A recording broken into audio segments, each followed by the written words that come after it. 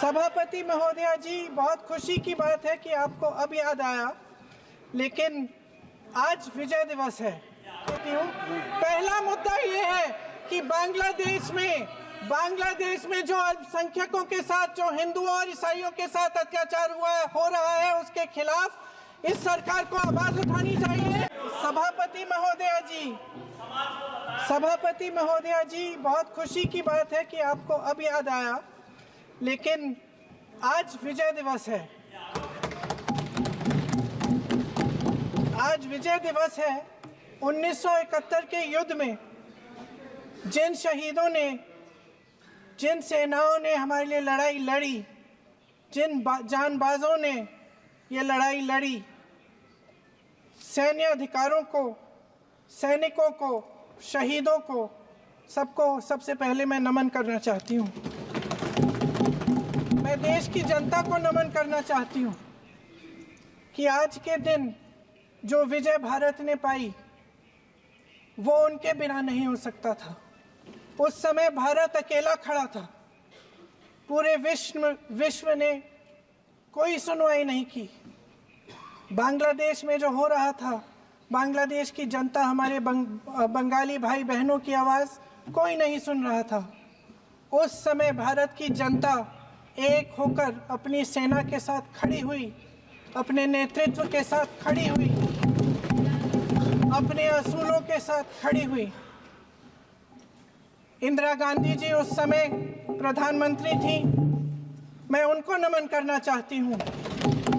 इस देश की महान शहीद हैं, जिन्होंने कठिन से कठिन परिस्थितियों में साहस दिखाया और एक ऐसा नेतृत्व दिखाया जिससे ये देश विजय हुआ।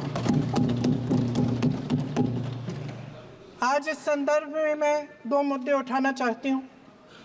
वो जो लड़ाई थी, असूलों की लड़ाई थी, लोकतंत्र का असूल।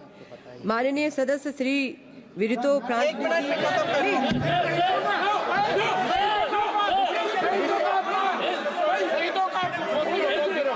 मैं संक्षिप्त में बोल देती हूँ। कंप्लीट करिए सभापति महोदया जी, मैं संक्षिप्त में बोल देती हूँ। कंप्लीट करिए। दो मुद्दे हैं, संक्षिप्त में बोल देती हूँ।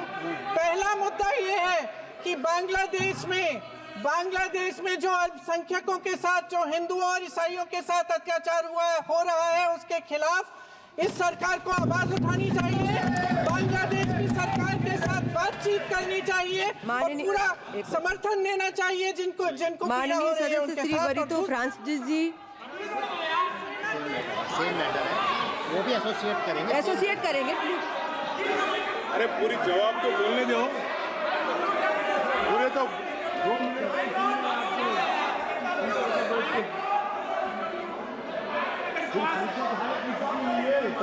माइक। सेना के हेडक्वार्टर्स में से आज सेना के हेडक्वार्टर्स में से वो तस्वीर उतारी गई है जिसमें पाकिस्तान की सेना आत्मसमर्पण कर रही है हिंदुस्तान भारत की सेना के सामने। माननीय सदस्य श्री कल्याण बनर्जी जी। उन महान से